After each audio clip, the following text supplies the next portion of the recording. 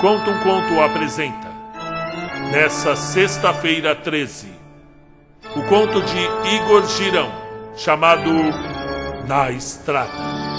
Narração Marcelo Fávaro.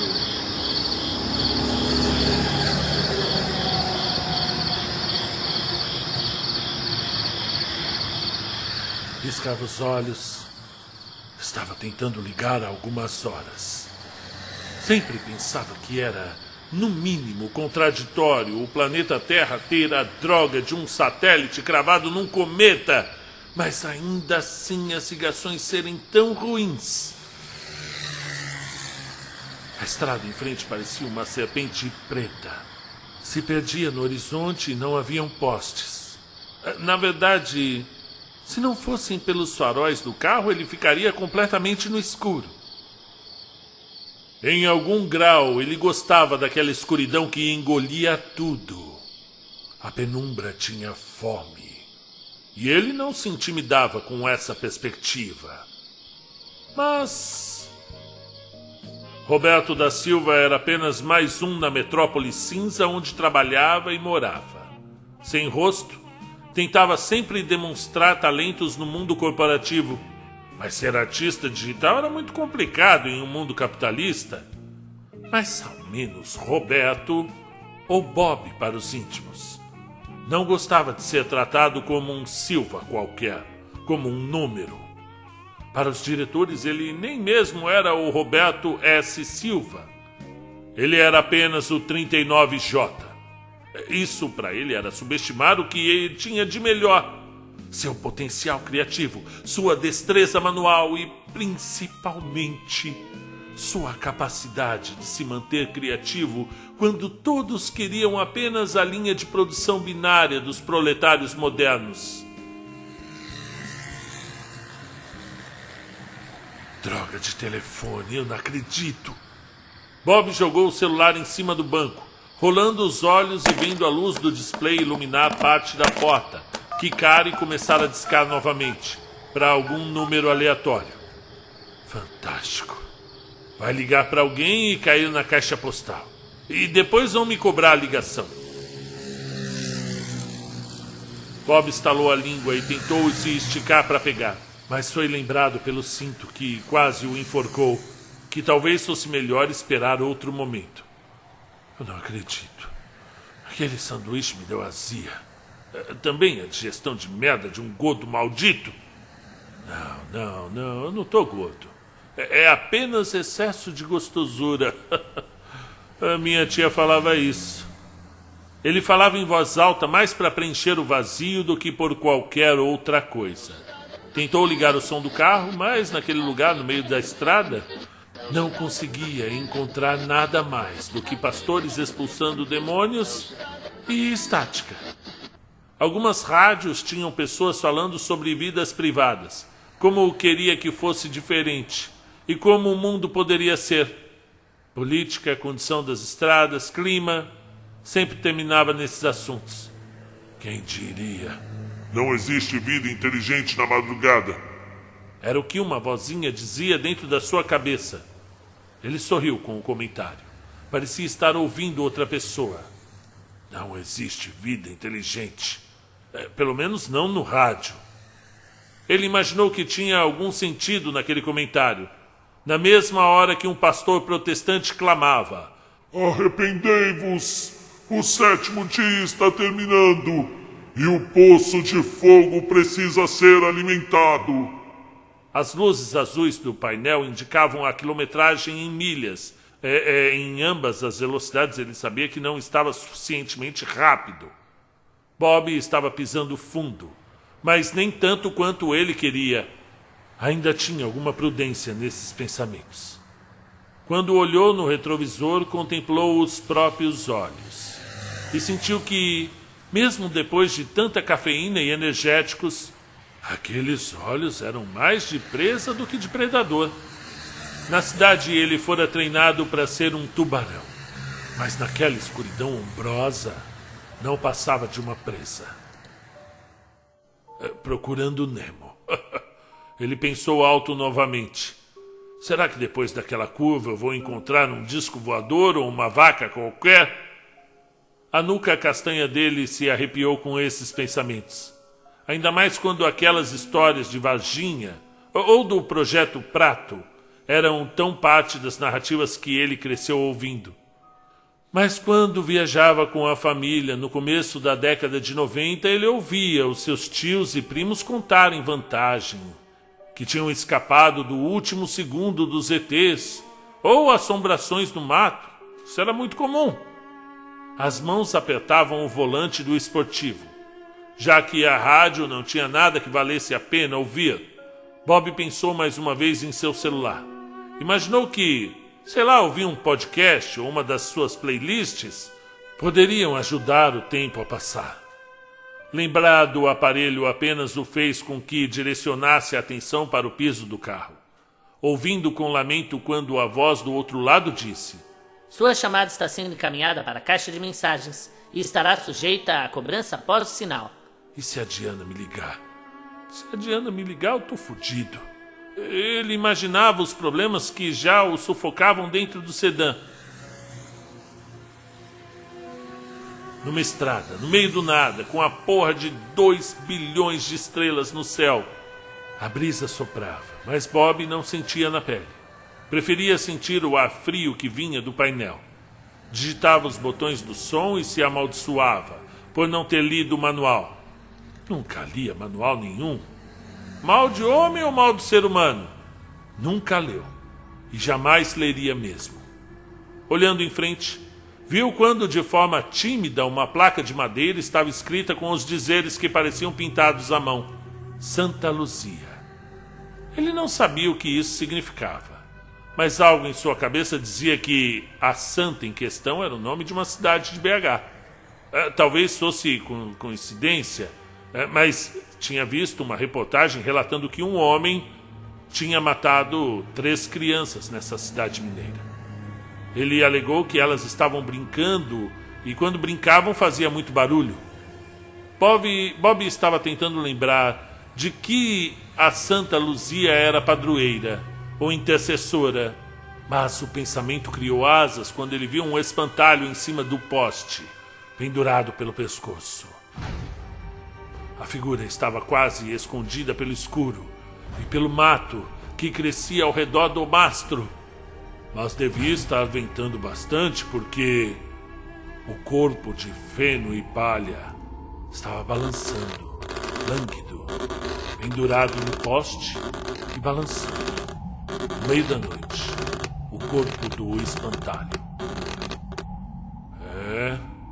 Talvez estivesse em alguma data comemorativa, religiosa, de costume local. Eu, hein? Diana, espelho. Queria que eu fosse para casa dos pais dela, na Argentina. Hein, espelho? É claro que eu não vou. Quem ela pensa que é? Quem ela pensa que é? Estamos juntos há 2 anos. Eu nunca precisei falar eu te amo. Eu nunca precisei fingir que gostava do general.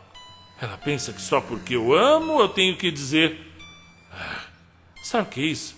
É aquelas comédias românticas. Elas começaram a rachar a cabeça dela. Bob olhava o retrovisor novamente, afastando e levantando o espelho até os sulcos da sua testa.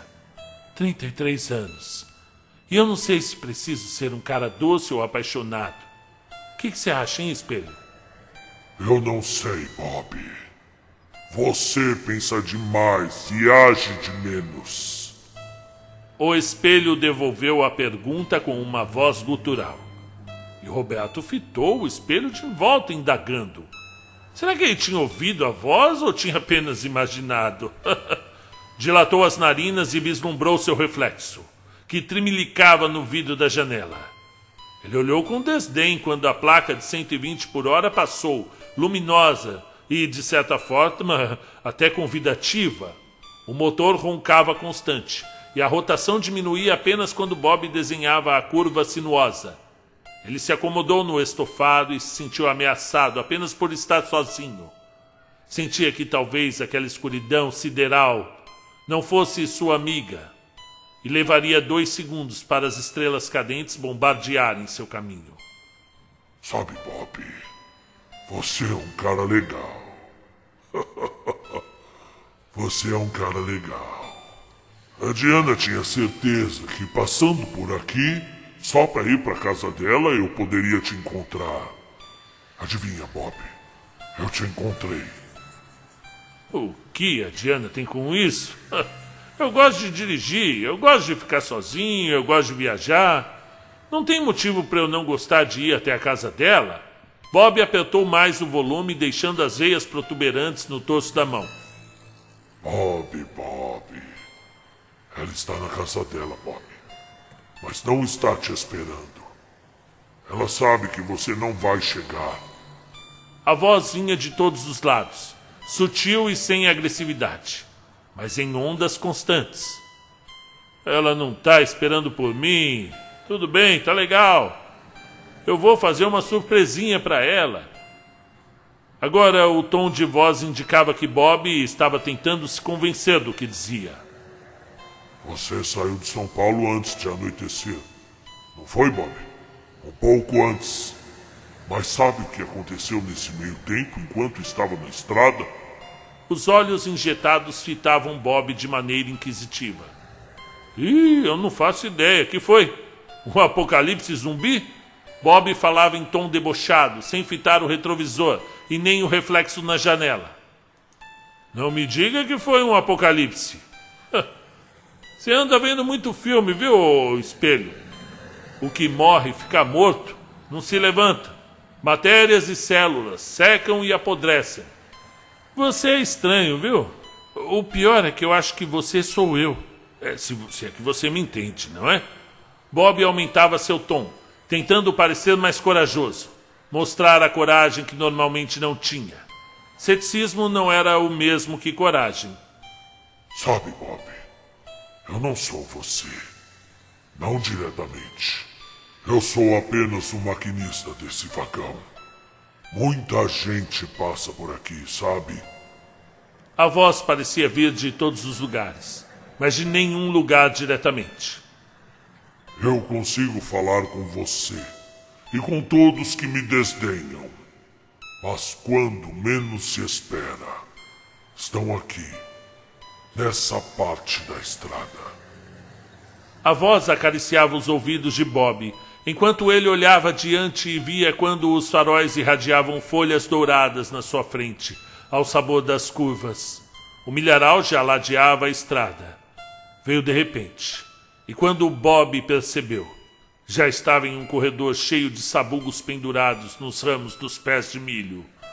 As folhas amarelas de um verde pálido faziam os sabugueiros parecer que as pessoas acenavam de outra dimensão, muito distante. O vento completava o cenário, soprando lamentoso. Vagão? Estamos dentro de um Toyota completo, meu amigo. Não existem trens por aqui. Você não é a voz com corpo. E provavelmente você é sim parte da minha cabeça. E além do mais... Você não pode descer do carro. Jamais. Só se quiser ficar aqui e chamar os outros para se juntarem a nós. A voz interrompeu Bob, mas mesmo assim se manteve em um tom sóbrio. O celular vibrou, cortando o que a voz dizia. Não posso descer? Vá a merda.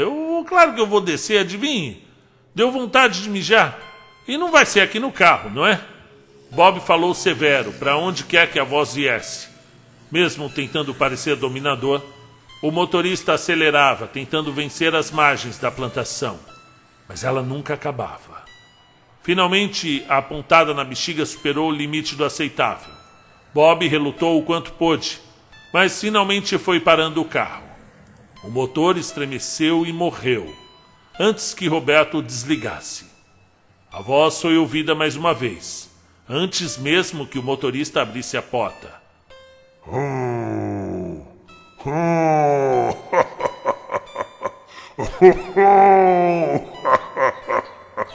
Ela rosnava e ria, naquela mistura entre ondas que quebravam e uma fera saindo de uma caverna abismal. Bob engolia em seco e pensava que agora poderia pegar o seu celular no chão do carro, mas o pensamento voou quando sentiu mais uma pontada em sua virilha. Fala sério, vai ser só uma mijadinha, eu já volto. Ele falava mais para si, enquanto o seu pé esquerdo encostava no chão negro do lado de fora do carro, que vibrava tênue pelo motor que funcionava. O ar fora do automóvel estava estranhamente quente. Talvez fosse o contraste do ar-condicionado, mas o fato era que a noite tropical cobrava o preço de suor mesmo nas condições de um céu estrelado, sem nuvens. Enquanto ele entrava no acostamento, viu quando um vulto passou em algum lugar entre os pés de milho. O fio fumegante de urina caía, e era o único som ouvido por Bob. O som do mijo e de alguns grilos, que cricrilavam em algures. Roberto ficou olhando onde tinha a impressão de ter visto o vulto, mas imaginou ser muito melhor ficar parado, como um náufrago tentando não ser visto por um tubarão, nos instantes que antecedem o sangue espraiando na água. Roberto, eu estava esperando por você, meu amor. Um vulto aparecia entre os frondosos caminhos do milharal. Olhando com mais atenção, Bob foi surpreendido quando, sem dúvida nenhuma, viu Diana aparecendo ali, um vestido branco e fino. Ele sabia ser o mesmo do Dia dos Namorados passado. Ele comprara em uma loja de antiguidades em Santo André, quando transformaram uma viagem de trabalho em uma lua de mel, sem planejamento, apenas com um improviso. O fôlego dele virou um miasma quando viu a imagem dela, linda e luminosa ao luar. Diana, minha Diana, que você está fazendo aqui? Ele se aproximava limpando as mãos nas calças, deixando rastros molhados no jeans. Ele olhou para o carro, se certificando que ele ainda estava lá, que não era uma degeneração. A mulher sorriu, dentes brancos, lábios vermelhos, contrastando com a pele. Seus cabelos revoltos em pequenos torvelinhos quando o vento a beijou, parecendo sussurrar. Ela levantou os olhos, fitando Bob, e deu um passo para trás. E depois outro, andando para longe, se virando e correndo. Bob seguiu a mulher. Ela corria não muito distante de seu ponto de visão. O coração estava alucinado, parecendo a banda marcial do Corpo de Bombeiros de São Paulo. Enquanto Bob se perguntava para onde sua namorada corria, viu com angústia muda que o seu carro sequer podia ser visto de onde estava. Os caminhos sinuosos já o levavam para uma brincadeira inglória. Depois de persegui-la por algum tempo, Bob sentiu o coração tamborilando forte, que o fez reduzir o ritmo. O ar saía do seu nariz com sofreguidão, mas da boca saía de forma hiperventilada. Uma pontada na costela direita era o sintoma de sua respiração fora da cadência saudável. A mulher corria como uma amazona. Bob notava seus pés descalços. O pulsar das veias em suas têmporas martelava de forma violenta, avisando que seria uma boa ideia se ele parasse. Bob se amaldiçoava por não ter tido a disciplina de frequentar as aulas de boxe que ele pagava religiosamente, mas que nunca ia. Ei, Diana, não faz isso comigo, meu amor. Espera por mim. Me diga. Como? Me espera. Ele ofegava e finalmente parava, com as mãos nos joelhos, ofegando. Cambaleava e sentia dor no flanco. Bob seguiu às cegas, uma trilha entre os sabugueiros. Ele ergueu a cabeça lentamente, em seus lábios ressequidos. O nome de Diana virava um sussurro de cansaço e depois um lamento. Ele se apoiou em algo que ele pensava ser um sabugueiro, mas erguendo o olhar viu um espantalho medonho, com um sorriso vermelho e largo. A boca era costurada com os fios grosseiros e palhas de milho simulavam madeixas. O boneco estava estacado de braços abertos e chapéu mole, meio de lado. A aba larga e a altura do chapéu ficavam entre um fedora e uma cartola. Outros espantalhos estavam inertes ao largo das margens da clareira do milharal. Alguns olhavam para o céu, outros para o chão, mas todos estavam estáticos. Bob sentiu novamente quando o ar foi expulso de seus pulmões, mas agora de forma mais estrangulada e ardente. Parecia que o coração ia sair pela boca. Mas ele foi se acalmando ao ver que o espantalho estava preso por uma haste, imóvel e inanimado. Olhos eram cascas de alguma castanha que ele não conhecia. Meu amor, estive esperando por você. E agora vai ficar aqui comigo? Você vai ficar, sabia? A voz da mulher vinha quase como um sussurro, por trás de Bob, que se virava aos poucos e sentia a umidade morna entre as pernas e joelhos. O vento soprava e Diana, pálida, sorria mostrando sua beleza fantasmagórica. Roberto olhou em volta, acompanhando os vultos que via arquejando como bonecos de um grande deus ventríloco. As espigas e folhas do milharal tremulavam e gemidos pareciam vir de vários pontos ao redor. Um murmúrio gutural veio do espantalho, que estava parado, perto de Bob, no meio da clareira. Quando o homem olhou dele para Diana, que parecia divertida, viu quando a cabeça do boneco olhou para frente e a sua boca, mesmo costurada, tentou falar, mas não conseguindo, gargalhou abafadamente.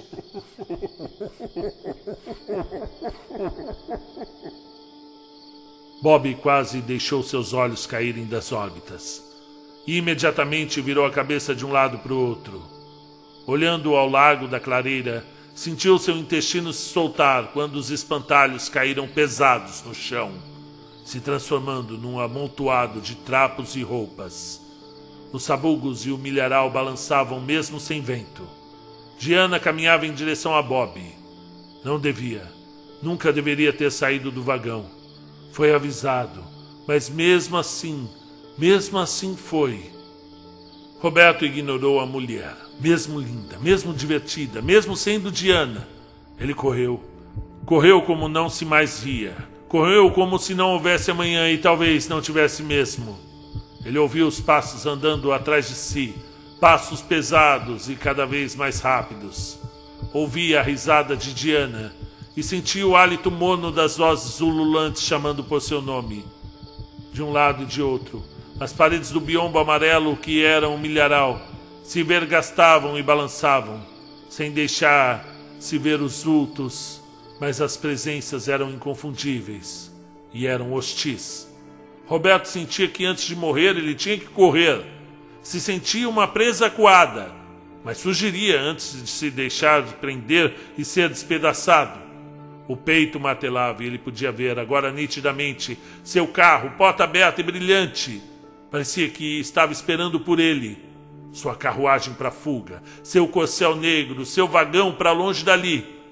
Ele olhou para trás e viu o milharal, ondulando pelos movimentos do que quer que o perseguisse. Eu estou chegando, eu vou chegar, eu tenho que ir embora.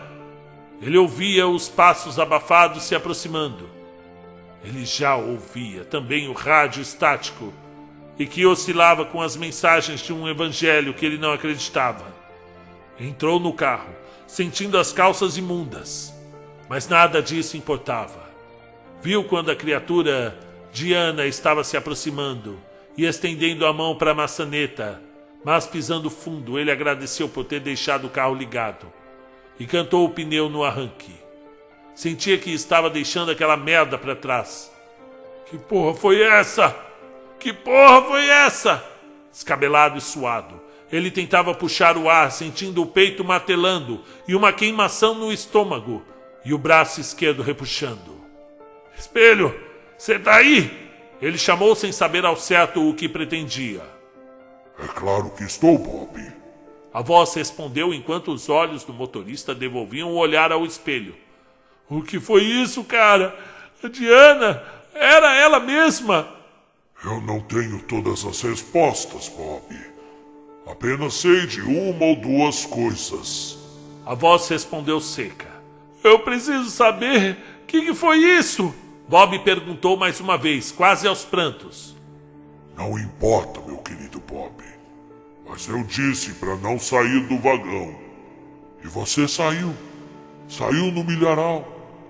Não podemos deixar você vir e voltar, não é mesmo?